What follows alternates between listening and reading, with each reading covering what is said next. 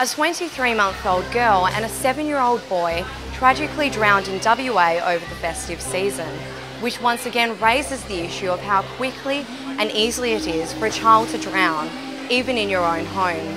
It is important that this message is heard and passed on in order to prevent any more drowning-related deaths. In WA, we have seen numbers of toddler drowning deaths reduce, but obviously with the 2 deaths earlier this year, it's something that we still really need to work on. I don't think it's become an increasing issue. It's actually been reduced. That drowning in the backyard pool recently was the first drowning in 2 years.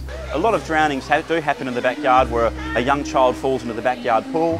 They've never experienced swimming before, they've never been in the pool before. Often they're fully clothed. It only takes 30 centimetres of water to become a potential drowning hazard. I was actually away with work at the time, so I got that phone call that I guess it's a cliche, but that phone call that every parent dreads, that there'd been an accident at home and that Samuel was in hospital and things were looking pretty critical. According to the Royal Lifesaving Annual Drowning Report, there were 315 drowning deaths in Australia between July 2010 and June 2011, an increase of 0.3% compared to the year before. Samuel was 2 years, 8 months old at the time.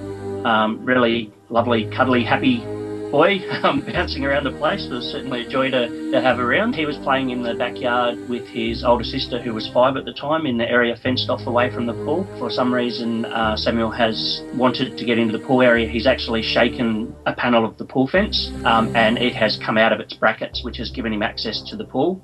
Well, if we're talking about the backyard pool, it's really number one, what we say is supervision. You need to be with your child at arm's length all the time and concentrating. So it's not just checking on them every now and then, but it's actually seeing them all the time. Making sure that you've got well-maintained barriers around all water locations, so not just the swimming pool, but all water locations around the home, so that if they do manage to get close to the water, there's a barrier preventing them from getting in there. Once he's gone into the water, his older sister actually raised the alarm and my wife had the unfortunate task, I guess, of finding Samuel face down in the water, getting him out and commencing CPR.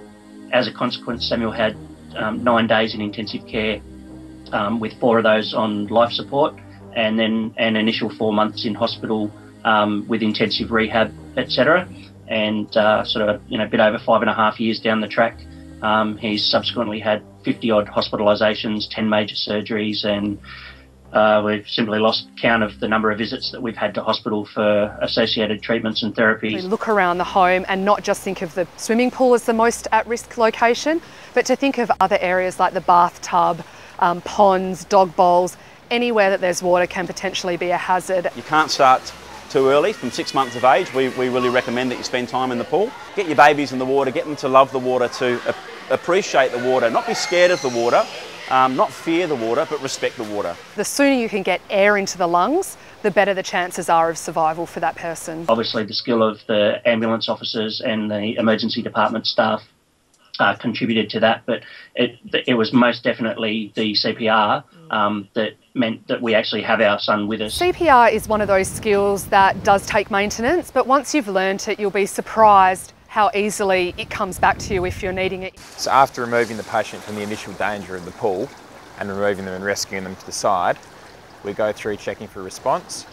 Once we ascertain there's no response from the patient, we then need to check about their condition. So we check their airway to make sure there's nothing in there, and then we open their airway up. Once their airway's been opened, then we maintain their breathing for them if they're failing to breathe. There's different sections of learning to swim. Firstly, there's water awareness classes. Now, water awareness classes are for babies from 6 months of age through to 4 years of age. Now, in those classes, they're not strictly speaking, they're not learn to swim class. However, they will learn the skills that if they were to happen to fall into a pool, they'd have the ability to swim themselves to the side, hold on to the side, climb out, do all those sorts of things. How's Samuel doing now?